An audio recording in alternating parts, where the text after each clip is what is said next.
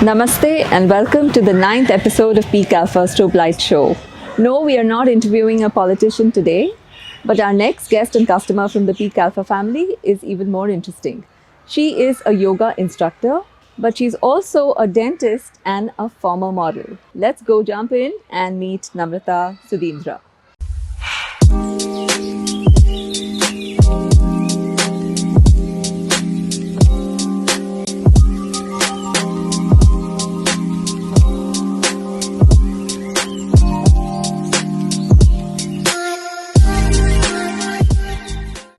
Welcome to the show, Namrata. Thank you for being here. Thank you for having me.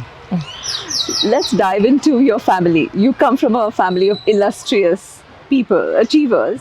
Your mom is a award-winning Veena player. Your dad is a dentist, Dr. Sudhindra. Your sister is a jewelry designer. You are a model, dentist, and now a yoga instructor. So how was it growing up in such an illustrious household? Extremely colorful. We had an open door policy. There were all kinds of interesting people we got to interact with.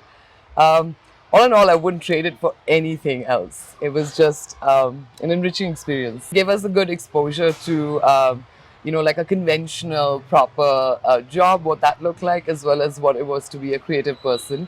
And my parents had this nice blend of, keeping that balance between themselves as well. Right.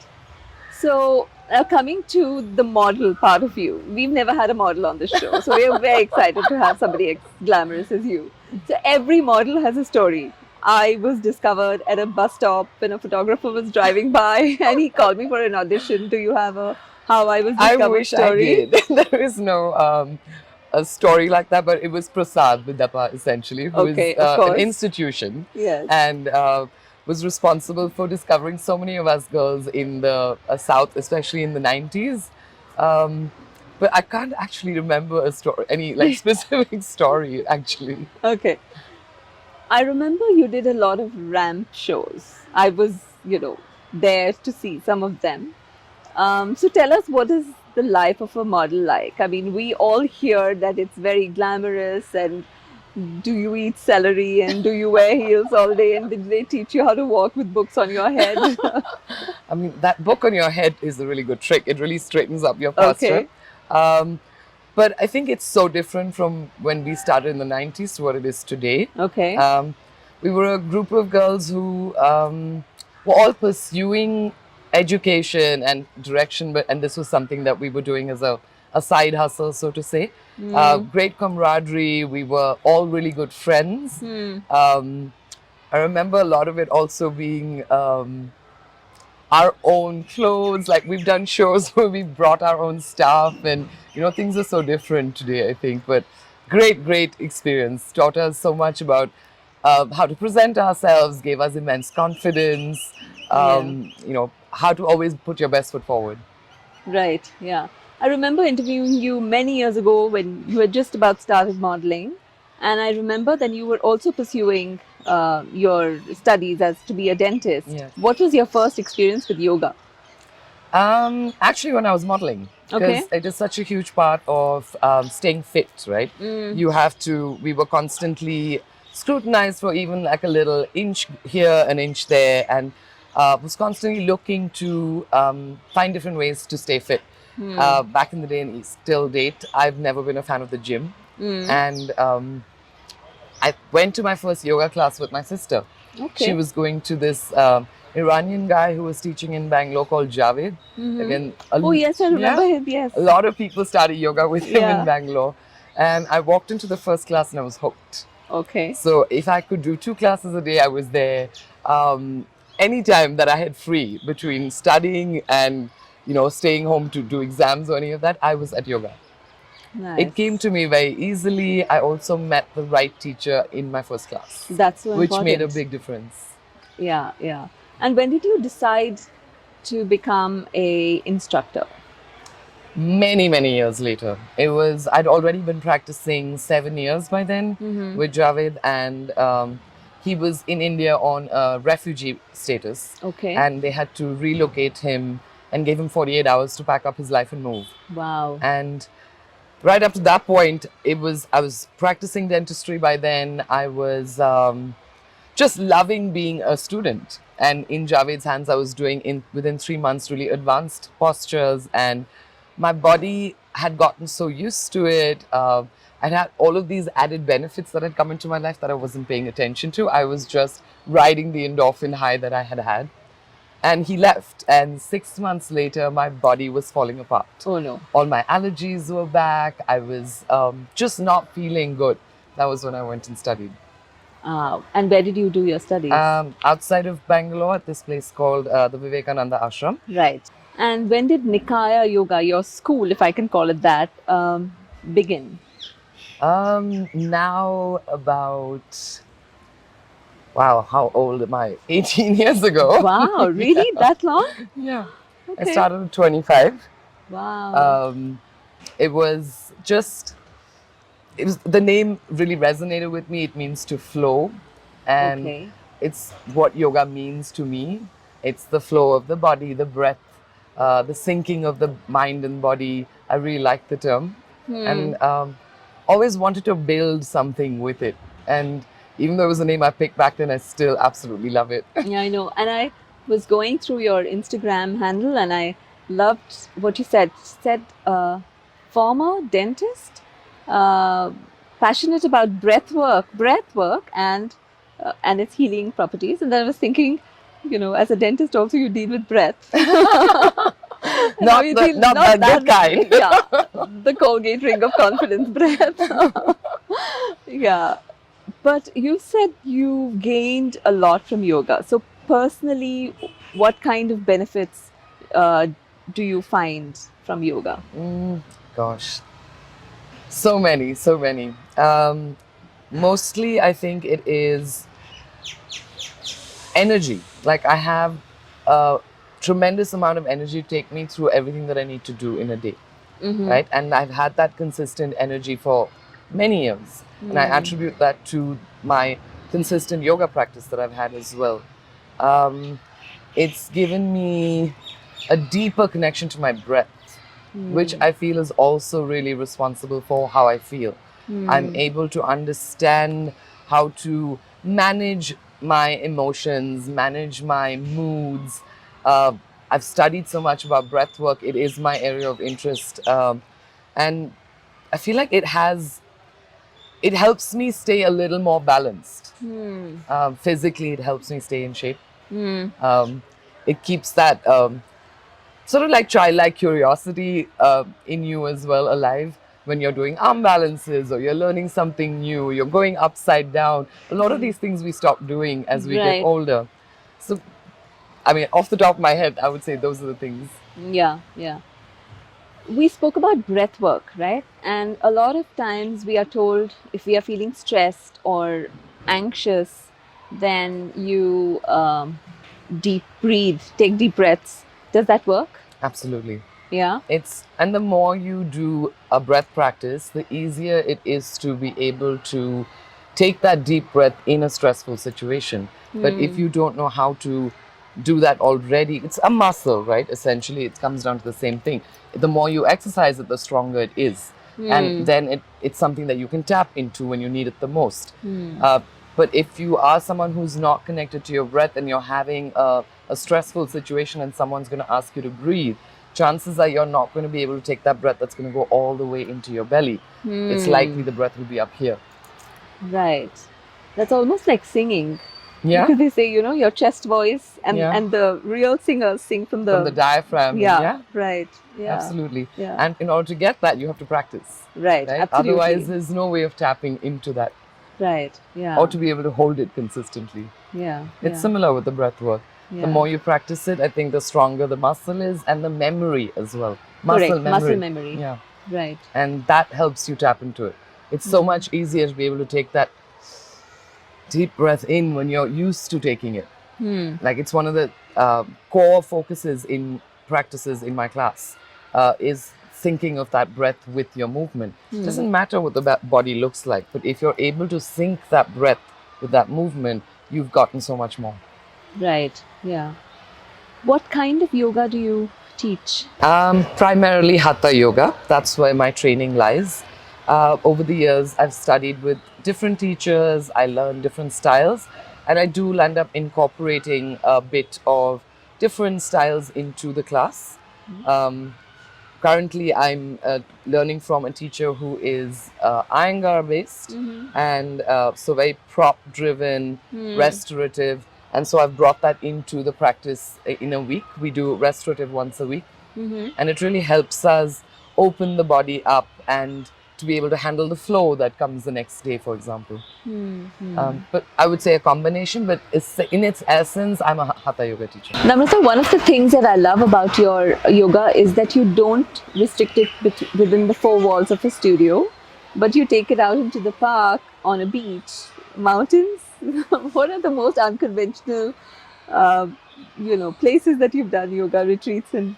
Retreats in, I think one of my favorites would definitely be Bhutan. Okay. It's such a lush green country. It's so clean. The air is so lovely.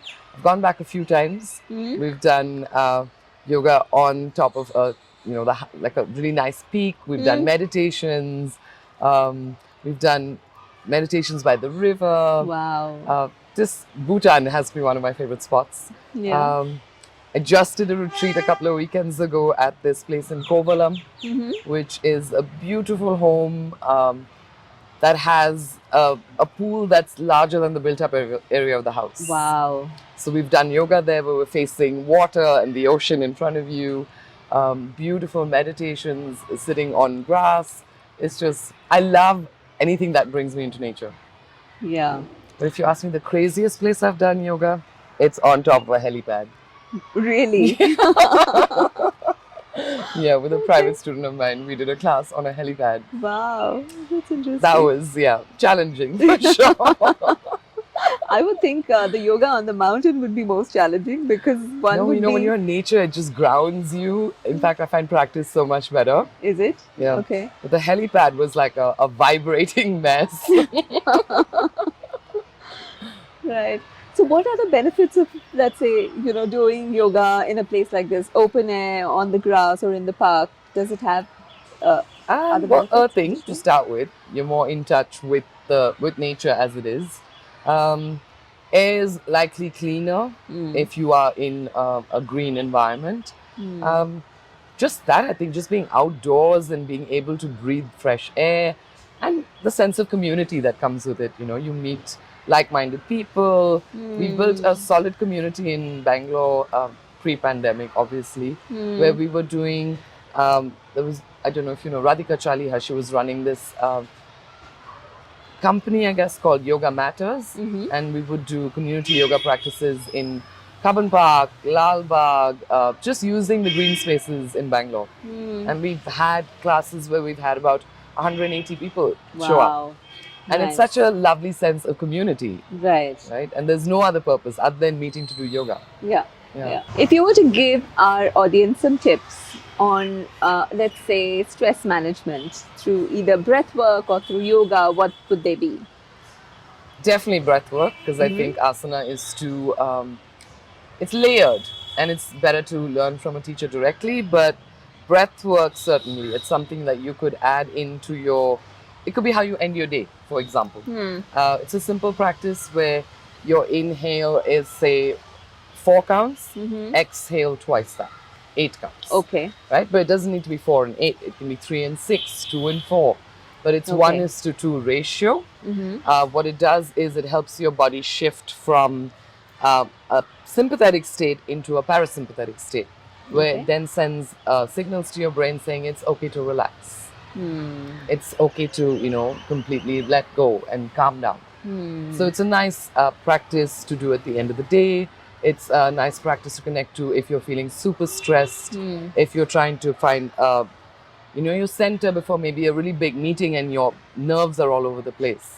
Right. Just a couple of minutes, 3 minutes, just eyes closed.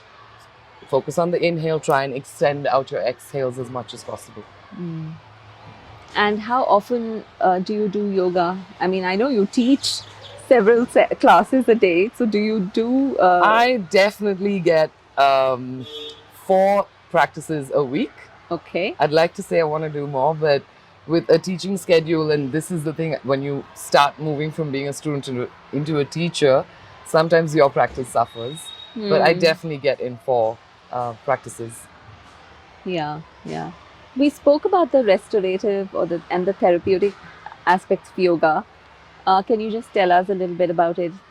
Maybe a little some experience that you've had with your students. The thing about restorative, I think, is that it makes yoga accessible to everyone. Usage of props. Say someone can't sit on the ground. You can do most of it on a chair. If you can't bend all the way forward, we have blocks to help you get as far as you can.